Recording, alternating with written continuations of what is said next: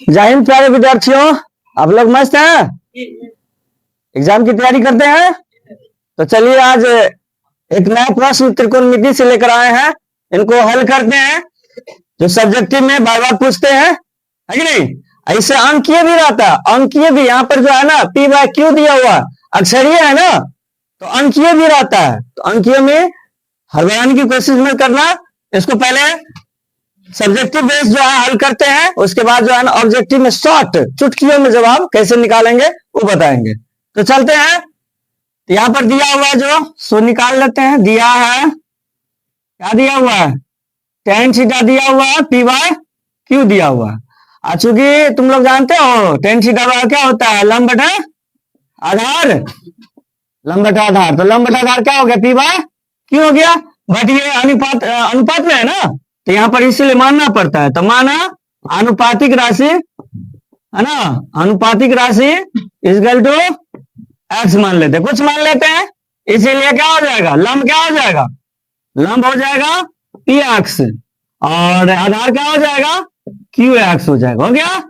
अब जो है इसमें बाकी क्या है, क्योंकि साइन कॉस इस में कर्ण आता है तो इसलिए कर्ण निकालना पड़ेगा। तो कर्ण बराबर रूट अंडर लंब स्क्वायर प्लस आधार स्क्वायर, तो P x square minus Q S square, तो ये हो जाएगा p square x square minus q square x square.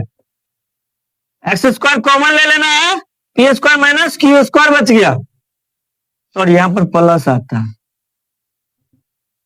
तो एक्स स्क्वायर को वर्गमूल निकालोगे एक्स हो जाएगा, रूट में P square plus Q square ऐसे आ जाएगा। ये मान जो है कर्ण का आपका वैल्यू हो गया, कर्ण का वैल्यू हो गया। तो अब जो है जे मान कर रहा है उन मान निकालते हैं।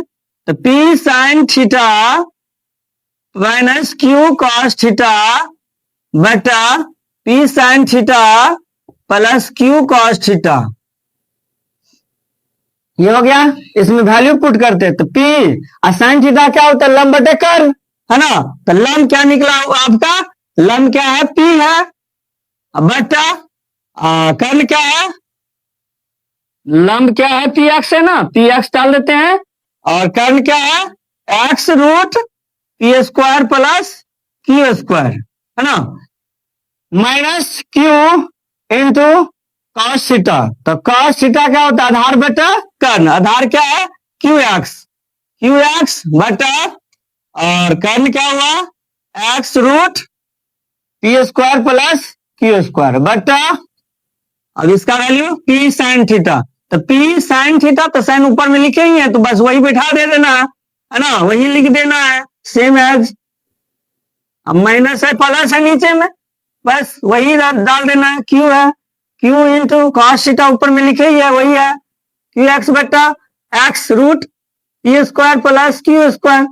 एक्स से एक्स कैंसिल, एक्स से एक्स कैंसिल, एक्स से एक्स कैंसिल, एक्स से एक्स कैंसिल हो गया, तो बच गया पी स्क्वायर माइनस ऊपर में क्यू स्क्वायर, और नीचे में दोनों समान है तो वही तो होगा लघुत्तम में, ऐसे ही रह जाएगा।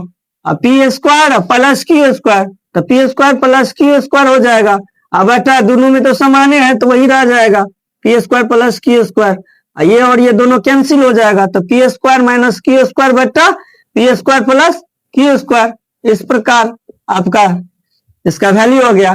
परंतु आप ऑब्जेक्टिव के लिए इतना करोगे तो बहुत समय लग जाएगा, तो इसीलिए ऑब्जेक्टिव बेस के लिए आप कुछ मत देखिएगा। टेन थीटा दिया हुआ है, अब साइन बटा साइन दिया है, साइन माइनस कॉस, तो इसके लिए देखो प्रतिरूप देख लेना, प्रतिरूप ऐसा प्रतिरूप मिल जाएगा। और टेन का वैल्यू दिया हुआ है तो उसमें कुछ नहीं करना है, पी जो है ना पी माइनस क्यू है, तो बस इसको P square minus q square कर देना।